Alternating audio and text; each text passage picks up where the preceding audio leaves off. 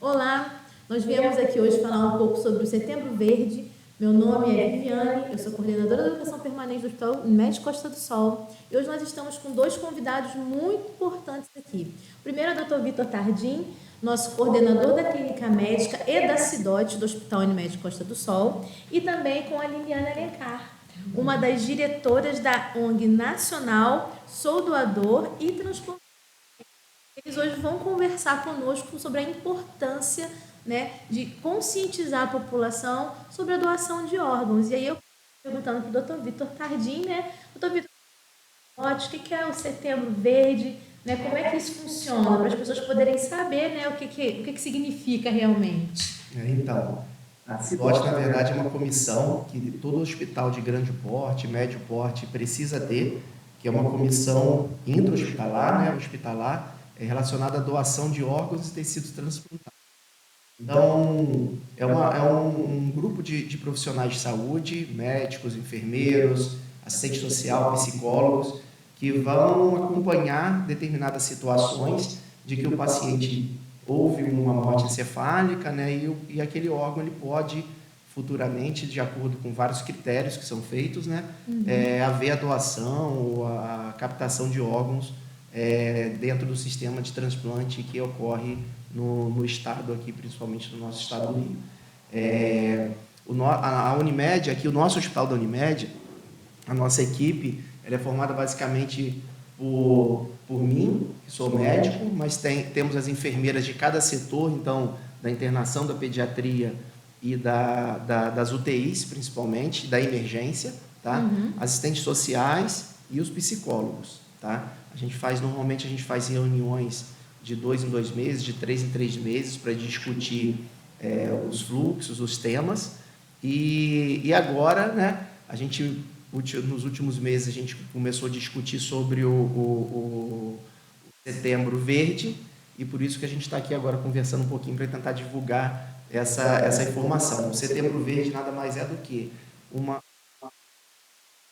passar para a mídia, né, tentar divulgar um pouquinho sobre o tema, fazer com que as pessoas fiquem mais familiarizadas com isso, porque existe muito mistério, né, e muita cultura. Pessoas que não têm conhecimento, a gente tem que tentar passar essa informação. Então é esse que é o papel da CIDOT dentro do hospital, e o nosso papel também como membro da CIDOT é ajudar a divulgar essas informações não só dentro do hospital, como fora do hospital. Por isso que no Setembro Verde a gente faz essa campanha de divulgação intra-hospitalar e extra-hospitalar também, com panfletos, ou a gente vai a algum local fazer visitas e conscientizar a população sobre isso. Inclusive, né, esse ano nós estamos com uma ação, né, doutor Vitor, que vai ser uma ação bem ampla, né? Vai ser no dia 24 mesmo, o dia da campanha é o dia 24 mesmo. Sim, no dia 24 agora de setembro, às 9 horas da manhã, a gente vai estar lá no calçadão da Rui Barbosa, né? E a gente vai fazer um corpo a corpo para divulgar esse tema tão importante. Então, as pessoas que vão estar no calçadão esse dia, se puderem comparecer, a gente vai estar com um panfleto, toda a nossa equipe da CIDOT vai estar presente, Lili também, se puder, vai estar convidada para poder passar um pouquinho de informação, né, e conscientizar a nossa população sobre esse tema tão importante. E eu sou uma das diretoras dessa ONG, o nome da ONG é Sou Doador. Ela visa... na verdade, a gente tem um sonho, né, que é zerar a fila de transplantes no Brasil. A gente acredita que o lugar de pessoas, de vidas, não é em fila, e sim vivendo, né, com suas vidas. Então, essa é o nosso sonho, e a gente está fazendo isso através dos nossos projetos, né, somos autores da Lei Tatiane, que foi recentemente aprovada em novembro, né, era um projeto de lei, foi aprovado agora. A Lei Tatiane é uma lei de número 17.422 de 2022. E por que ela foi batizada de Lei Tatiane? A Tatiane era uma moça de 32 anos, ela ficou 2 anos na fila para o coração, tinha uma miocardiopatia hipertrófica. Infelizmente, ela não conseguiu esperar, porque as negativas para familiares, para captação, doação de órgãos no Brasil são assustadoramente altas, né? Sempre está gerando para mais de 40% de negativas, ela não conseguiu esperar e ela acabou impulsionando a gente de levar isso para o Congresso, porque o soldador ele acredita que para a gente mudar, né, o jeito como a população brasileira vê a doação de órgãos, a gente precisa fazer base lá na infância. A gente precisa se acostumar com esse tema, né? Porque quando a gente não tem informação, abre espaço para desinformação, para mito, para lendas. É o que a gente sempre fala, né? A de saúde, essa conscientização, você pega depois um adulto maduro que tem uma consciência, né, e uma realidade de saúde diferente. Sim. Então, o que a gente acredita é que tem que haver uma mudança de cultura. E a gente acredita que isso seria mais eficaz se acontecesse lá da base da criação, lá da mais tenra idade, onde são formados conceitos de empatia, né, de preocupação com o outro, de doação. Então, a gente tem esse projeto, que é o seguinte: a gente está fornecendo todo o material didático para o ensino fundamental 1, ensino fundamental 2, para também nível superior. A gente tem todo esse material conosco. Então, se hoje você está nos ouvindo, né, aqui está nos vendo, você é um professor, você é um diretor de escola, você é um pedagogo, você pode entrar em contato conosco e a gente fornece para você a aula pronta, a atividade da aula, o trabalhinho para casa. E é uma coisa que vai fazer com que a gente acredita que vai mudar a cultura no futuro, né? Sejam adultos doadores, não seja um tema desconfortável, né? E tá no agora. E quando a criança acontece alguma coisa na escolinha, ela leva isso para casa no mesmo dia. Então ela vai levar para os pais dela esse tema e vai haver um debate saudável. Então a gente está muito empenhado nisso e estamos conseguindo levar em frente. Quem, como eu repito, né, quem quiser um dia fazer esse trabalho na sua escola, conte conosco. A gente também está conseguindo captar recursos. Quando é pública, o ensino é público, a gente também está doando esse material, esse livro. Então, a gente está muito feliz nesse momento de ter nossa lei aprovada. Muito emocionado. Quem tiver interesse, você que já é professor, pedagogo, até mesmo da área da saúde, que tem curso, faculdades, universidades, e tiver interesse em obter o material, eles entram em contato como? Por e-mail, Instagram? Nós temos o Instagram, que é o @soudoador.org. E nós temos nosso e-mail também, né? contato@soudoador.org. Siga-nos, né? A gente está sempre com informações oficiais, estatística, muitas histórias reais, de pessoas reais, né? Porque é isso, né, gente? Quem está na fila para tentar ter uma qualidade de vida ou, para além disso, para tentar sobreviver, porque tem órgãos que a gente precisa para viver, né? Então, não são só adultos, são crianças, são bebês, são pessoas que ainda não tiveram chance de viver, né? Em sua plena capacidade, né? Então, levem esse tema para casa de vocês, entrem com a gente nos nossos projetos, convidamos vocês para viverem esse sonho com a gente, que é de não abrir mão de mais nenhuma vida. A população brasileira é uma população doadora. E assim, ela pode falar muito sobre isso, né? Porque além de ser diretora desse processo lindo, né, ela também é transplantada. Então, como é que foi a sua experiência enquanto você agora vive do lado de cá, mas você já viveu do lado de lá? Para você poder viver a plenitude. Enquanto você estava do lado de cada fila. Transplante cardíaco. Transplante cardíaco, né, doutor? Transplante cardíaco. O doutor sabe, né, que coração não dá, quando ele entra, começa a entrar em falência, é uma coisa que não tem máquina, né? Para viver anos, né? Tentando o coração. Eu tinha um problema cardíaco chamado insuficiência cardíaca. e não tinha causa definida, que os médicos chamam de idiopático. Miocardiopatia dilatada, o meu coração ficando cada vez mais fraco, grande, não tinha ritmo, então também tinha um perigo de vida também. Eu usava um aparelho que era um desfibrilador interno para poder me ajudar, né, se eu tivesse uma arritmia, ele me ressuscitar. Eu descobri por acaso, eu passei em um concurso público em primeiro lugar, lá em Casimiro, e junto com ele veio um eletrocardiograma muito bizarro. Eu tinha um amigo meu que era cardiologista, eu estava saindo da praia, eu falei, vou passar aí, vou levar um eletro aí para você laudar para ele, para mim que eu passei no concurso, que não sei o quê. Aí ele já ficou assim, e desde então foi tudo muito, eu tinha 23 anos, né? Então, desde então, eu tinha sintomas, mas não levava a sério, porque para mim eu não tinha outra referência. Isso não passava na cabeça que podia ser um problema cardíaco, né? Uma paciente jovem, né? Quem que vai imaginar que vai ter um problema aos 23 anos, né? Eu estava com esses sintomas de cansaço e de dor no peito há muito tempo. Para mim, eu não tinha referência do que era normal. Para mim, todo mundo era assim, né? Eu só tinha aqueles apelidos, né? De preguiçosa, de que Lilian não consegue correr, Lilian não consegue andar de bicicleta, não chama Lilian para corrida, não chama...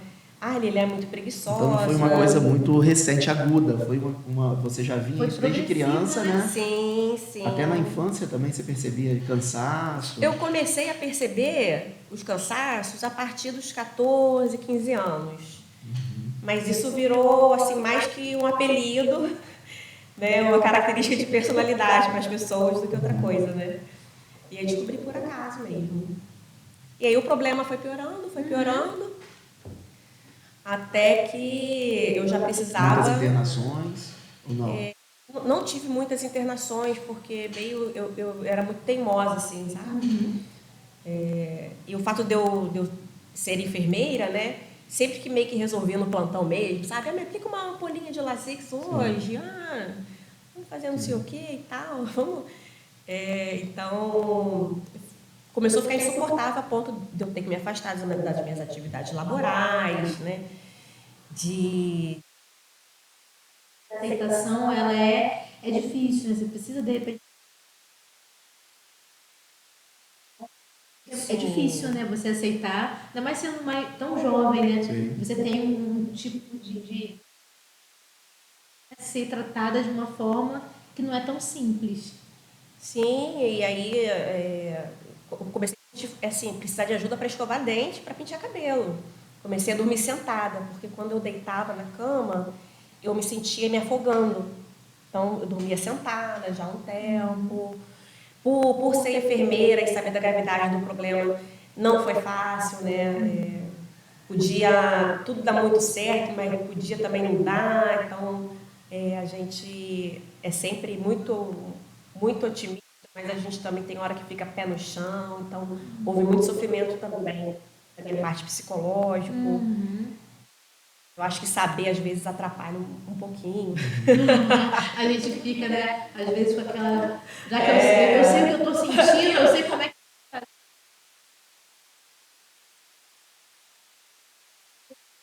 Pode ser tanto boa, né? O prognóstico pode ser muito bom, como o prognóstico pode não Talvez ser tão bom se assim. você não fosse profissional de saúde, você teria tido várias internações prévias e por não ser profissional de saúde, você ia levando, ia empurrando, né? E aí acabou que isso aí você teve poucas internações, né? Daí você acabou entrando na fila, né, para poder fazer, quando realmente, né, analisou todo esse processo, você teve que ir para a fila. Tive que entrar na fila, fiquei na UTI esse tempo, porque meu coração ele dependia de estar ligado numa droga 24 horas para poder contrair e me manter viva, até alguém me doar. E aí foi... Em algum momento dessa espera, teve algum alarme que foi falso, que possivelmente era uma... Como que é essa espera? Só no dia seguinte certamente eles me falavam, uma espera angustiante, né? Essa madrugada tinha um coração, mas a gente resolveu não colocar você, porque era um um coração que não estava legal, até a gente viu a função dele, a gente achou melhor que esperar mais um pouquinho, mas a espera é agoniante porque você fica ali meio que, por exemplo, teve dias que eu quase fui entubada, né? Comecei a sentir, a gente fica igual um peixe fora d'água. Então a equipe vinha, vamos tubar, vamos tubar, vamos tubar, vamos tubar. E eu assim, eu tenho formação, eu sou enfermeira, sou intensivista, né? Tenho experiência de coordenadora de UTI. Então eu sei tudo exatamente o que vai estar acontecendo. As pessoas correrem para botar noradrenalina para poder. Então acho que foi mais angustiante ainda. Então várias vezes na minha internação eu quase morri. Então era assim, toda manhã eu não deixava a peteca cair. Eu ficava triste, mas toda manhã eu falava, é hoje, olha, daqui a pouco. Aí chegava um acadêmico, um residente de cardiologia, é hoje? Aí a pessoa, ai meu Deus, não estou sabendo. Eu falei, não, eu acho que vai ser hoje. Eu tô crendo que vai ser hoje.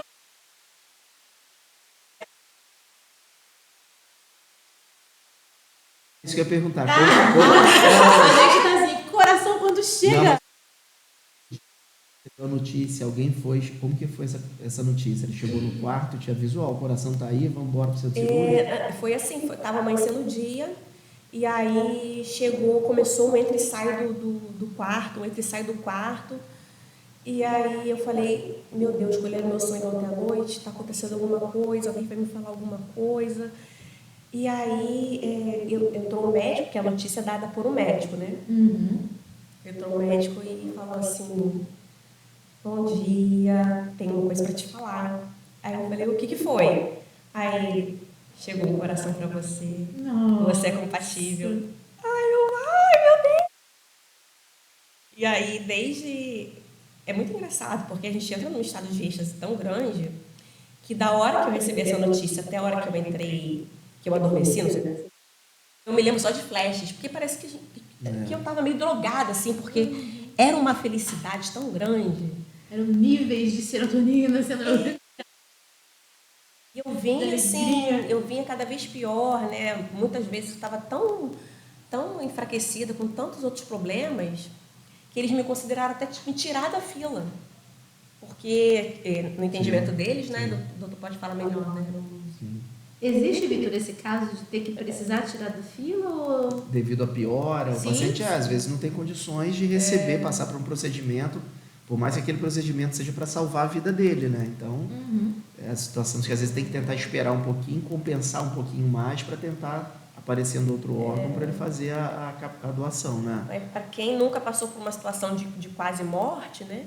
Eu tento exemplificar, né? Quem já passou por um sufoco. Você está no avião, e aí o capitão fala assim, gente, não tem jeito, o avião vai cair, façam o seu melhor, se segurem, se ajoelhem, e vai cair. E de repente, na hora que vai bater no chão, do nada, o capitão fala, não, vai todo mundo sobreviver. E aí no pós-transplante, foi um pós-transplante calmo, você teve muitas complicações, você ficou muito tempo internada? O pós-transplante, ele foi muito complicado, porque realmente, né, como as negativas no Brasil são altas, a gente que está em lista, e especialmente nós que estamos internados, né, a gente já está ali na beira, assim, a gente está já, todos os órgãos meio que já pedindo arrego, pelo amor de Deus, né? Vai deteriorando, né? Sim. Outros órgãos, né? E aí complica um pouco mais. Então, meu pulmão já estava muito resistente, meu fígado, rim parando, então, por isso que as pessoas morrem na fila, porque os outros órgãos vão caindo um a um, né? Então, realmente, como diz meu doutor Tenório, beijo, Tenório, a carcaça tem que estar boa para receber, mas o tempo de espera é tão grande que às vezes não nos encontram em boas condições, né, para receber esse órgão que vem para salvar. Então, fiquei sim internada um bom tempo, não foi fácil não a recuperação, né? Fiquei algum tempo em coma, tive que reaprender a andar, reaprender a falar, reaprender a comer, reaprender a me conectar com pessoas, né? Mas a mesma vontade que me fez esperar foi a mesma que me fez eu me recuperar, né? Eu estava assim, a gente fica na fila esperando a caridade e a bondade de outros que você não conhece. Isso muda totalmente o seu jeito de pensar no outro, na sociedade. Isso ressignifica Muita coisa. E eu falo assim, eu não tenho só um coração. Eu tenho um órgão, eu tenho a caridade, eu tenho a bondade em forma de órgão. Eu trago comigo no meu peito o desejo de salvar o outro. Eu trago comigo a bondade daquela família que me doou. Então, é muito mais do que um transplante, um ato médico. É uma questão que envolve muitas e muitas. A gente pode ficar falando horas aqui, mas... É aquela famosa frase que eles falam, uma decisão pode realmente mudar a vida de uma pessoa. Pra gente parece simples, mas nunca vai ser simples, né? Para quem está doando, nem para quem está recebendo, né? Mas a decisão, ela pode mudar literalmente a vida de uma pessoa. E dentro da CIDOT, doutor, como é que esse processo de captação, uma vez que a gente tem uma pessoa na fila, apareceu um órgão, como é que isso acontece? Na verdade, a CIDOT não chega a esse ponto. Isso aí fica mais a critério do Programa Estadual de Transplante, depois que o órgão sai do setor do qual ele foi captado. Então, existe todo um processo que a gente não tem acesso a isso, né? Até porque eu sempre falo que esse processo de captação que ocorre no Brasil, ele é muito sério, né? Às vezes a gente conversa com os médicos dos setores, porque realmente é muita papelada para preencher o processo. É um processo que eu falo que é muito burocrático. E a gente pede aos médicos, olha, tenham calma, nos ajudem, porque às vezes acontece à noite, final de semana, feriado, e a gente tem que estar lá para tentar, né, captar aquele órgão e passar isso para a família da forma mais clara possível, né? Então, para quem vai, para onde vai, a gente não tem acesso a isso. O nosso papel houve o óbito. Houve um óbito com possibilidade de captação de órgãos daquele paciente. E aí a gente vai iniciar o processo para tentar fazer a captação e dar sequência. O que eu acho que é importante a gente entender? Quando o óbito, quando às vezes um familiar está internado e ele vem a óbito, o médico conversa com você, o cérebro dele ele está morto, ele está em óbito.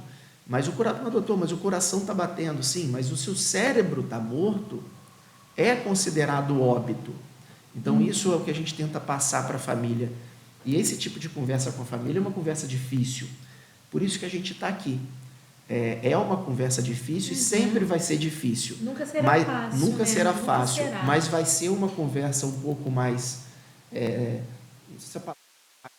conversa um pouco mais leve, se a família já tiver conhecimento do que é captação, do que é a doação, para onde esse órgão vai, como que é feito o sistema.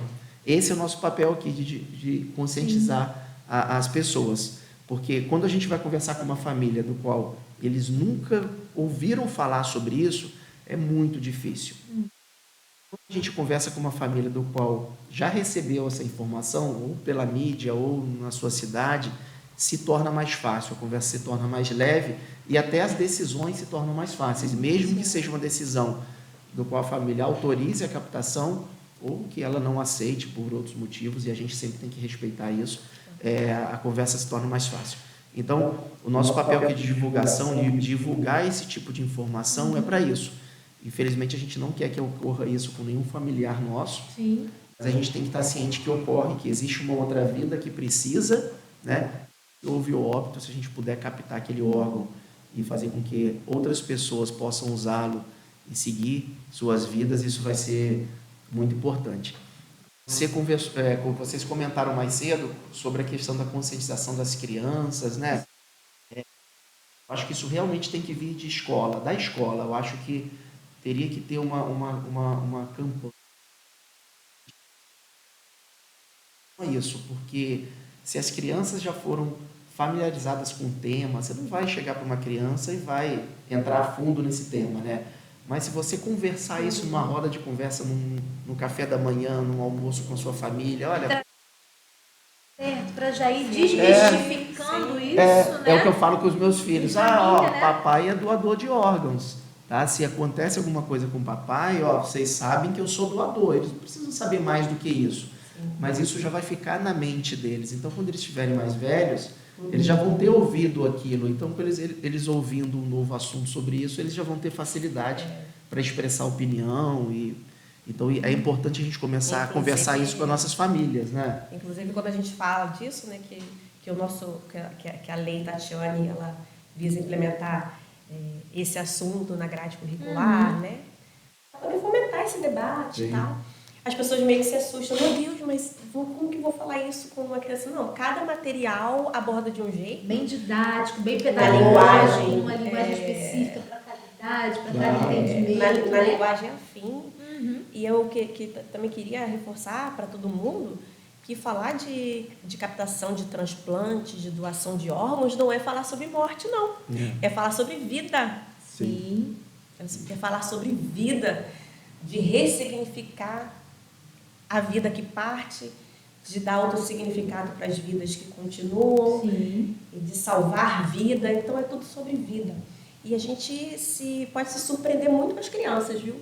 Porque o assunto para elas elas recebem com leveza, elas, quando fala que é sobre ajudar os outros, né, a gente tem algumas didáticas, né, leva bonequinha, leva livrinho de história. Elas adoram o tema, elas gostam de falar sobre ajudar os outros, elas escrevem cartinha depois. É assim, incrível, chegam em casa falando. E fica também até uma dica, né, para a gente poder, de repente, desenvolver, a gente está falando, né, da sociedade, da comunidade. E assim, como é que a gente trabalha do próprio profissional, que às vezes, como o Dr. Vitor falou, é extremamente resistente, porque é muito burocrático, ou porque não conhece como é que o processo funciona. De repente, né, trazer algumas dinâmicas para esses profissionais também, para poder conscientizar eles, mostrar para eles que, né, é necessário, que ele pode ser ali, né, um canal para poder viabilizar todo esse processo. Interessante também, né? E é importante a gente, essa conversa com as pessoas e com as famílias, porque hoje, quando ocorre um óbito, e o médico vai conversar com você, com a família, né, o familiar daquele óbito, sobre doação de órgãos, essa pessoa, é o familiar que vai definir se vai poder haver a doação ou não.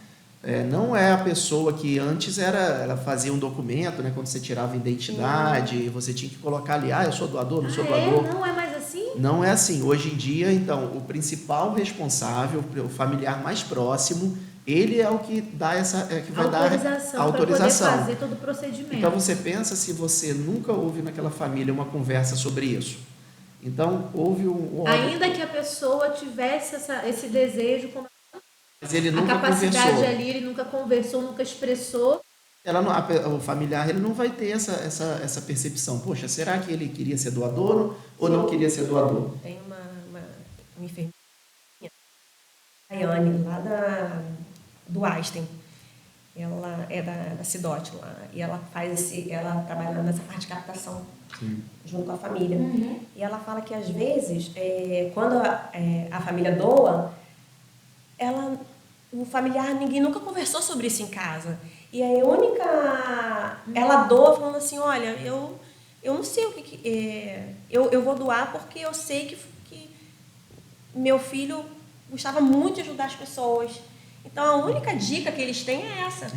Poxa, porque meu familiar gostava tanto de ajudar as pessoas que precisavam, então eu vou doar.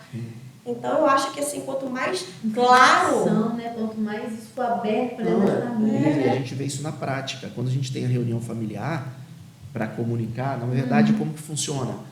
A gente da CIDOT, né, na verdade, nossa equipe, ela não entra em ação até se confirmar o óbito, para ter seriedade realmente, né? Então, isso vai estar a critério do médico do setor do qual aquele paciente está.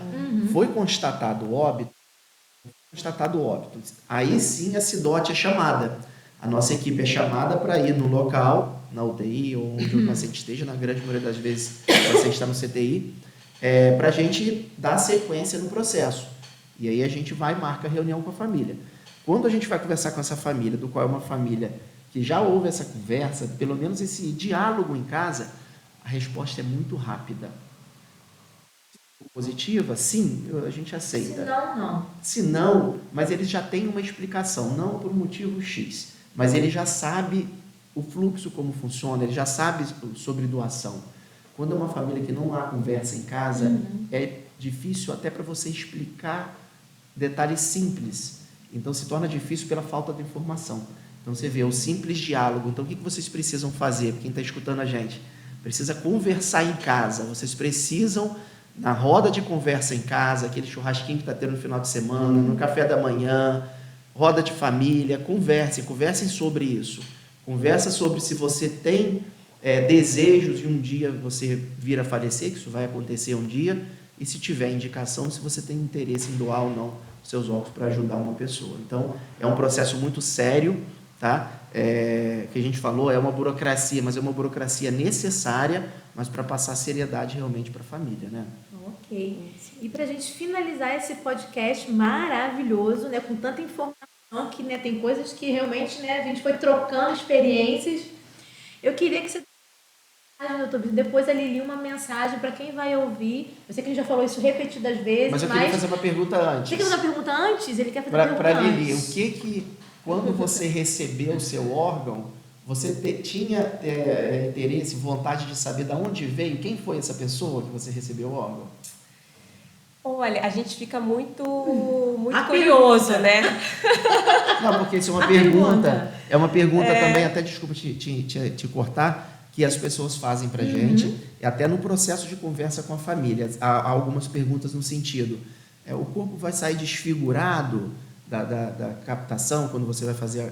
Não, você entrega o corpo para a família, para fazer quando faz a retirada do órgão, direitinho, não há deformidade no corpo, ok? E a família às vezes pergunta sobre isso. Eu vou saber para quem vai esse órgão? Então é uma dúvida que a gente tem, as pessoas têm, ninguém melhor do que você. Tive muita curiosidade, mas a equipe do hospital, ela desencoraja, né? A gente, eles também, por lei, não podem fornecer de onde vem, de quem é o órgão que foi doado, né? E vice-versa, eles também não contam, né, para a família que doou quem recebeu. Eles são bem... Há um sigilo, então, né? Existe um sigilo absoluto, né? Quando a gente vê em mídia, que ficou sabendo quem doou, agora no caso do portão, né? É porque, assim, houve uma investigação, né? Não sei, de forma particular ali, mas a gente fica com muita curiosidade, sim. Também queria mandar um recado para todas as famílias aí que já doaram um dia. Sintam meu abraço. Eu sei que se vocês não tiveram a oportunidade de conhecer quem vocês salvaram, se um dia vocês quiserem me dar um abraço, eu terei muito prazer de abraçar vocês. Não tem que eu não ore pela família do meu doador. Tem um dia que eu não ore pelo espírito dele.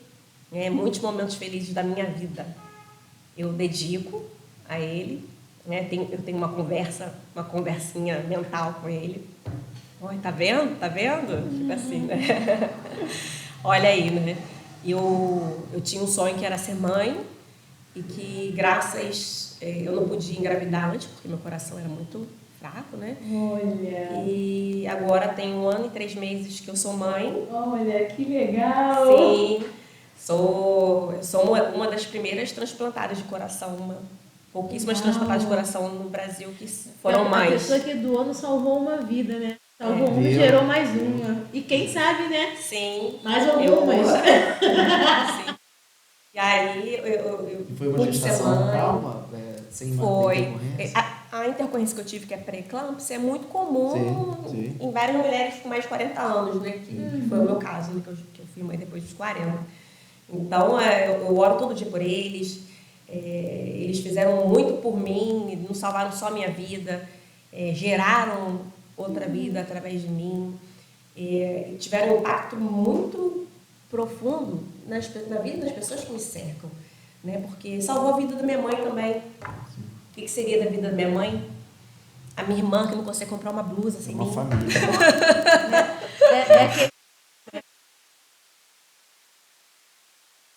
Esperança pode trazer, né?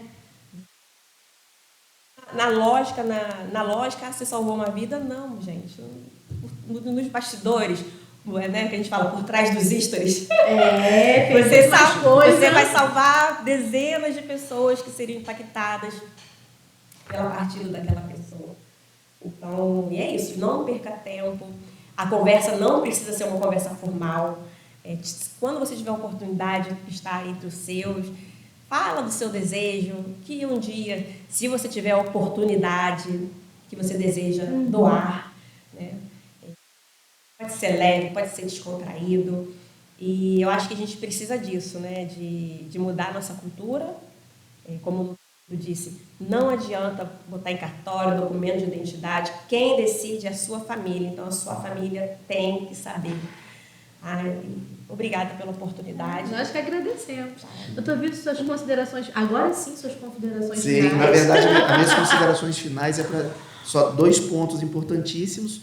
Primeiro, o processo é muito sério, então, para quem tem dúvida em relação à captação, à doação de órgãos, não fique com dúvida em relação se o processo é sério ou não, porque é muito sério, tá?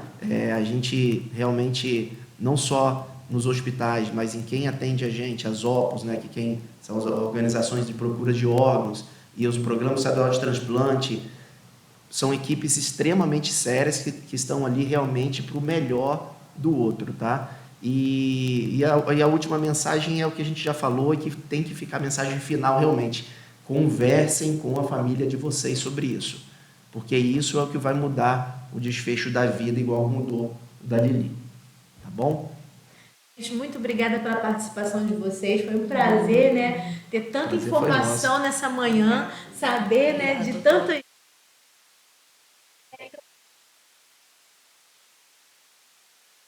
É impressionante a gente poder ver uma pessoa do nosso lado. Eu, quando a Lili entrou Teve que aqui, segurar o choro. eu tive várias vezes, né, porque eu sabia que ela era transplantada. Uma amiga nossa em comum já havia, né, comentado do caso de sucesso. Mas é diferente de você saber, de você ver, né, tocar, né, falar assim, gente, é de... Ela tá viva, ela tá aqui. Então, que a gente possa, né, realmente ter essas conversas com a família e que isso possa resultar em vidas. É por isso que a gente está aqui, é por isso que nós preparamos nesse podcast, para que você possa também replicar essa informação, não veja somente, mas replique essa informação. Até o próximo podcast.